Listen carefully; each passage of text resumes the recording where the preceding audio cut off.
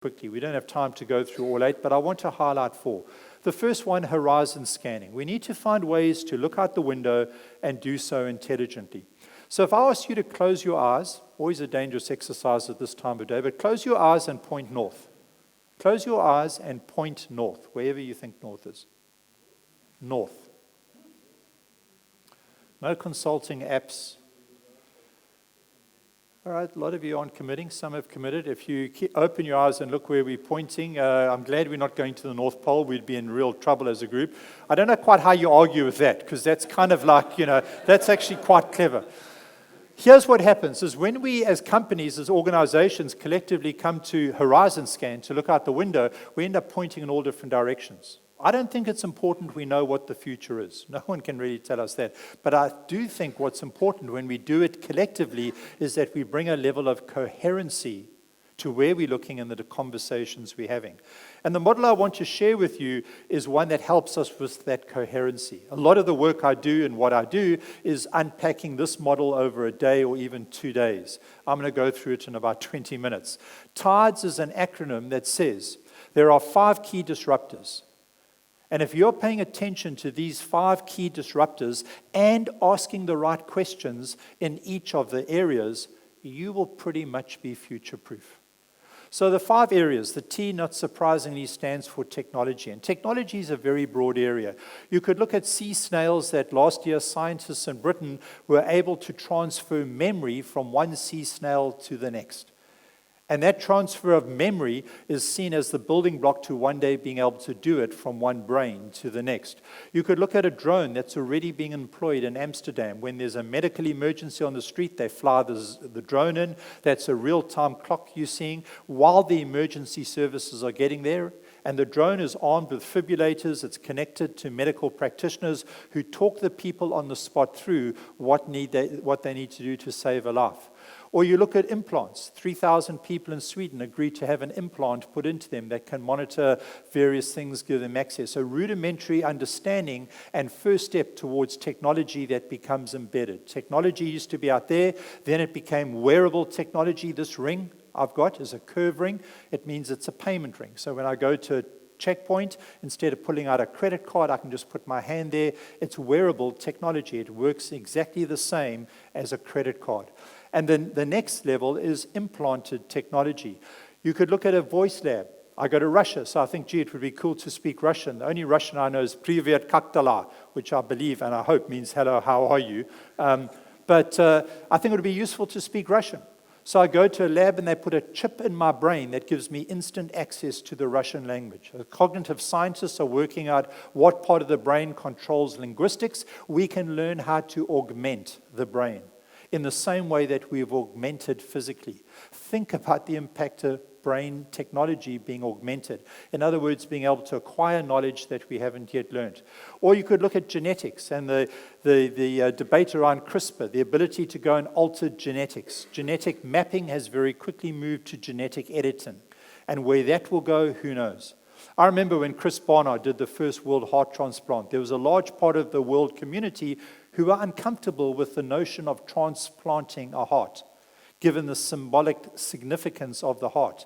Today, no one is uncomfortable with that. That is not an ethical concern at all. And I think the same will happen with gene manipulation or gene editing. If we can go in and manipulate the genes to take off the table certain dreaded diseases, why would a mother, a couple, agree not to have that done if it's a life-saving procedure? And so we could go on. We could look at the robotic hotel in Japan. 80% of the hotel's functionality performed by robots. They've just opened up the second one in Tokyo with plans to open up another 8 more. It's on my bucket list.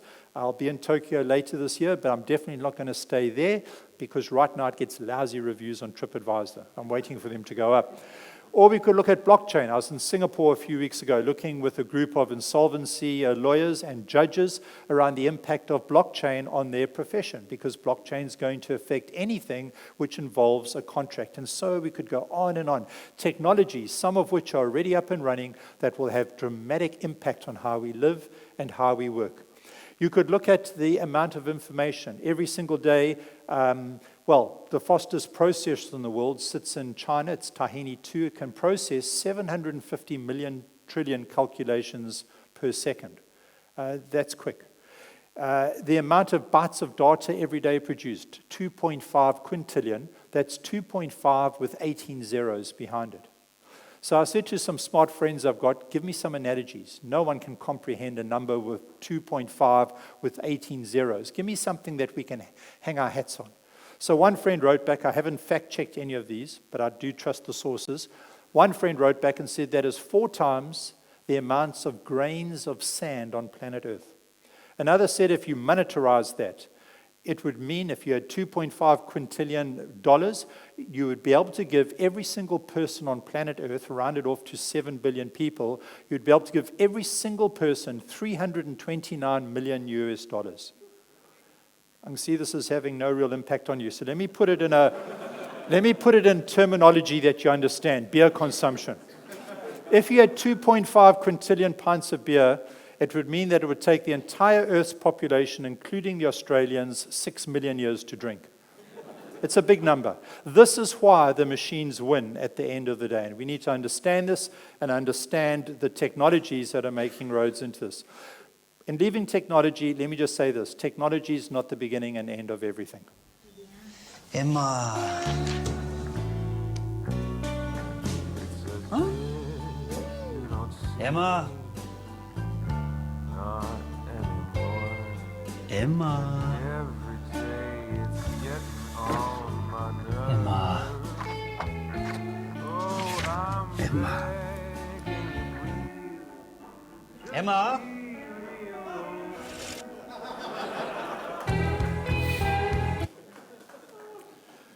The iron tide stands for institutional change. Our institutions are changing. It stands to reason that if the world out there is changing, how we organize and do work is going to change. And it's important to understand this because these are business models that have significantly disrupted the traditional business models in each of these sectors. And we take these businesses today, whether they're succeeding or struggling as Uber is, for granted. But we need to remember that not that long ago, these were inconceivable. No one thought that this was even possible, and yet they've landed, and they've landed in a way that has severely disrupted the traditional business models. And I think there are a lot of current business models and established sectors out there that are on their final legs in terms of relevance and being able to deliver. The D in TIDE stands for demographics. That's going to be something that is probably the most neglected in leadership conversations. Why? Well, because demographics takes a long time to unfold. For instance, economists have been warning Europe for decades that the biggest impending crisis that Europe is going to face is the impending retirement of baby boomers, because the math simply doesn't add up. And now that baby boomers are nearly peaking in retirement and the impact of them stepping out of the workforce is being felt, partly that's why there is the vacuum that was spoken about earlier that I heard in one of this morning. Because when you start to look at the people who are leaving the workforce and the drop in the fertility rate and the demographic of your generation, you start to realize why there is the problem. And so we don't pay attention to demographics because, well, that's a long term. The other day I was in Boeing. Boeing have a 30-year time horizon because of the industry that they're in. So when they talk strategy or talking tomorrow, it's a 30-year horizon. The very next week, I stepped straight into Deutsche Bank. How far do you think their time horizon was? Their time horizon was like this. It was the next quarter.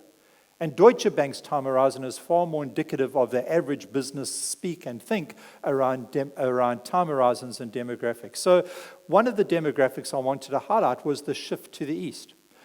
My mother grew up in a world where this part of the world was referred to as the Far East. And she was always fascinated by the fact that I go there so often, because in her world it was the Far East. There was something mystical, unobtainable about it.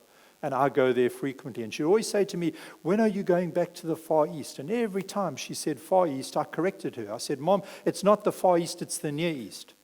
It never landed. To her dying day, it was like a frisbee over a fat Labrador, to be honest. Far East, Near East, Far East, Near East, Far East, Near East. But the Far East has become the Near East. And we need to understand this. We are going to grow up in a world dominated by countries and economies that are very different to that of our own or very different from the past. Another quick demographic. If you look at a range of cities, I'm starting this clock from 1918. If you look at the cities that were the most populous cities in the world, and then you fast forward over the last 100 years, to the current crop that are the biggest metropolitan areas. And big metropolitan areas are important for economies and societies and values and marketing and fashion. The only country that has survived that change is Tokyo. Every single other city that was on the top 10 city list 100 years ago has fallen off. And the whole characteristic of the top cities has changed. A demographic, a shift that if we're not wide awake and paying attention to, we miss. The Tide stands for the environment. And as we look out the door and we look at a world that is getting increasingly warmer, in spite of what Donald Trump might think, we need to acknowledge that there are problems. In fact, the debate is not whether the world is getting hotter. The debate is what is causing it and what are the consequences. This scientific fact of the world is getting hotter, look at this NASA clip. This NASA clip looks at various countries. You can see the clock running again. I've started it just over the last 100 years of countries that are heating up. And scientists tell us if a country heats up between 0.5 and 1 degree, it can be catastrophic. And in almost every single case, that number is being exceeded. The debate isn't whether the world is getting hotter. Science tells us the world is getting hotter. The debate is what is causing it and what role do we have to play in the causation and what are the consequences. That's where opinion is divided.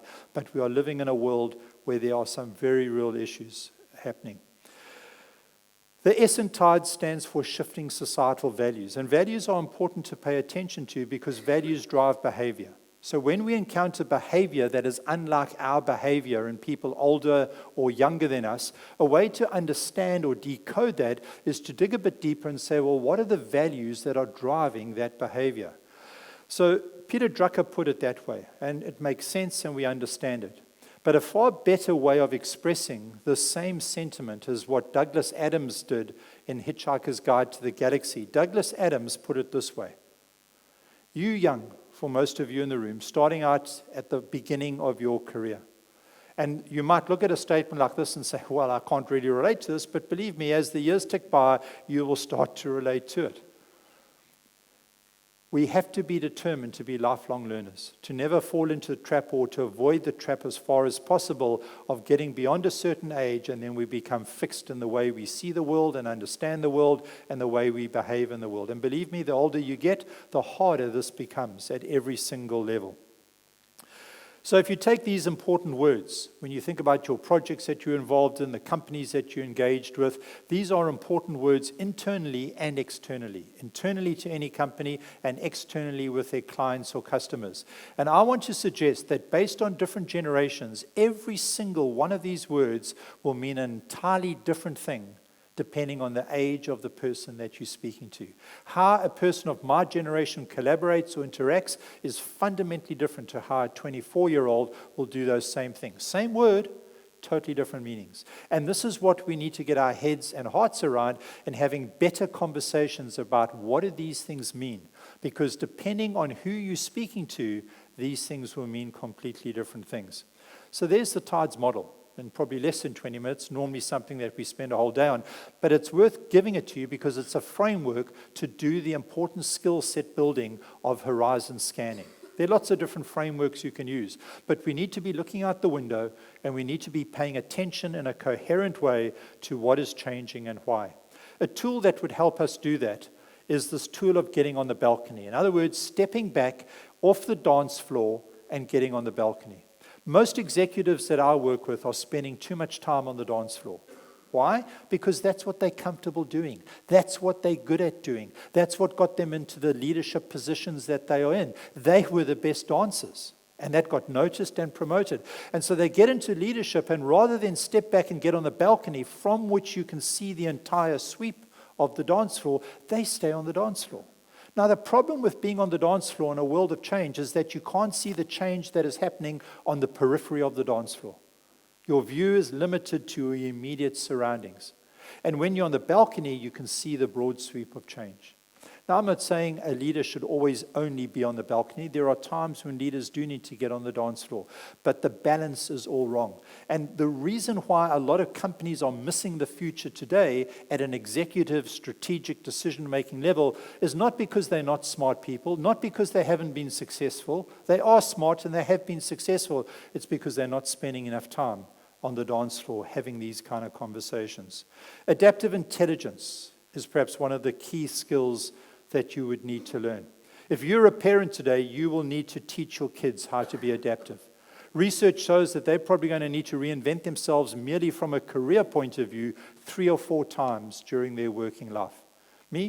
My generation, you went to college, you graduated, you then stayed in that trajectory. You qualified an engineer, you died an engineer. You qualified a lawyer, you died a lawyer.